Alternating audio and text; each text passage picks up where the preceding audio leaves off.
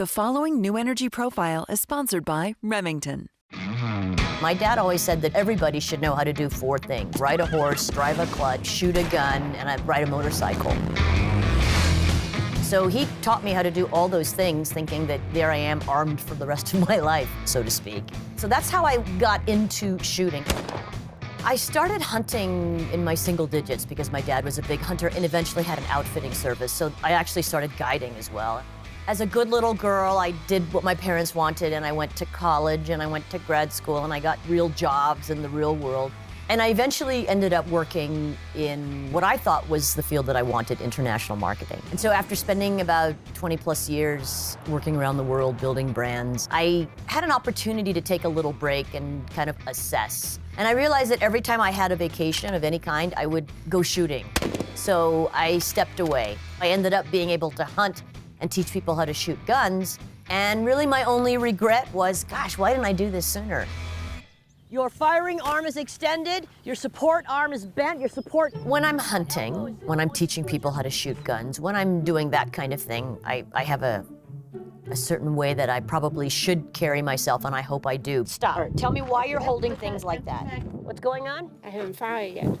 You didn't fire yet? No. Go ahead and fire then, because you've got to kind of take control of situations. And then I come home to my mini dachshund and it all goes away. Ooh, you're such a good girl. I have a mini dachshund, Peabody, and she is my best pal. She helps me set the ranges and kind of sets me straight for the day. And then when I come home, she's there to ask for her dinner and to cuddle and snuggle. I spent a lot of time with my dad in the field, and since I started at such a young age, you know, my initial jobs were to be quiet and to watch, and that helped me, not to be corny, but that helped me kind of get in tune with nature and observe animal behavior and understand about habitats and, you know, all sorts of things just by observing. Good shot again, good shot. Yes, perfectly. After I got my hunting license, he actually didn't let me carry any ammunition in the field for 2 full years, which was, again, really good training. Back then, I was extremely frustrated and even embarrassed. But what it did was carry that education of observing just a little bit further, because now I'm thinking, okay, I have a firearm. Could I take that shot? Would I take that shot? I learned how to be quiet. And then on top of that, I learned to observe what was going on around me. In essence, is also really important in self-defense. Because in self-defense, we always say that being aware of your surroundings is key, and that's number 1. And remember, when you come down, you're looking at your target first. Your target first to make sure it's down, and then you assess left, right? Good job. Self-defense is important to me, but I feel like it should be important to everybody, because no matter who you are, ultimately, you are responsible for your own personal safety.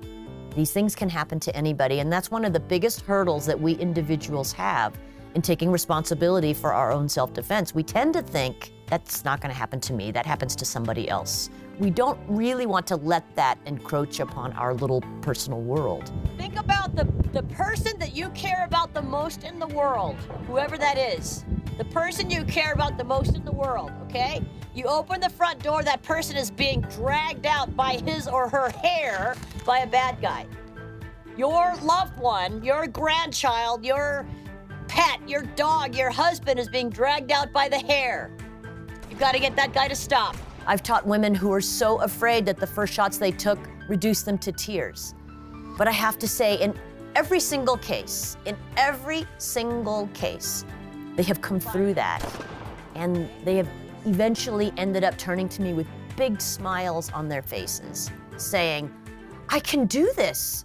I can actually do this. I am feeling confident that I can manage this firearm, and I can use this for my benefit and possibly for the benefit of my family. And because I've seen such a wide variety of women be able to do this, I've got such faith in women's ability to use firearms to defend themselves. So often in the media, especially these days, I feel like we women are portrayed more like victims and being weak, and almost as if we are incapable of handling firearms, much less for the use of self-defense. You know, guess what? A shotgun will keep you a lot safer. a double-barrel shotgun than the assault weapons in somebody's hands who doesn't know how to use it, even one who does know how to use it. You know, it's harder to use an assault weapon and hit something than it is a shotgun, okay? Joe Biden, you need to come out and shoot with me. You need to learn some things, first of all, and you need to learn about what women can do with firearms, because everything that you've told them to do is so wrong on so many levels, legally, safety-wise, self-defense-wise, and I could go on. But let's just leave it as an open invitation. You come with me and we'll work together for however long it takes for you to understand how it's possible for me and you to use a firearm properly as a self-defense tool.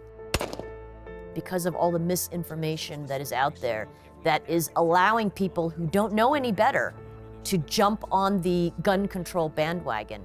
Most of the people whom I talk to who are rabid against guns have not shot guns. They don't know people who shoot guns.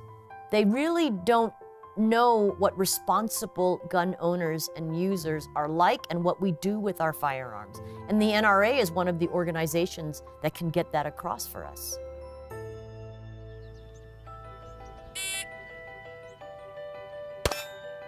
We are definitely seeing a big increase in women participating in shooting, whether it's for self-defense, whether it's hunting, whether it's recreational. After coming out of a class, you're going to have such an air of confidence about you. And I don't want to use the word empowered only because it's such a cliche, but truly, you do feel more powerful. Here's something that I was hesitant about, that I didn't know much about, that I've been fed evil, violent images about through the media. I've learned that that thing is only going to do what I want it to do. I've learned how to be safe with it. I've learned how to manage it. And boy, do I feel good about that, and it really shows.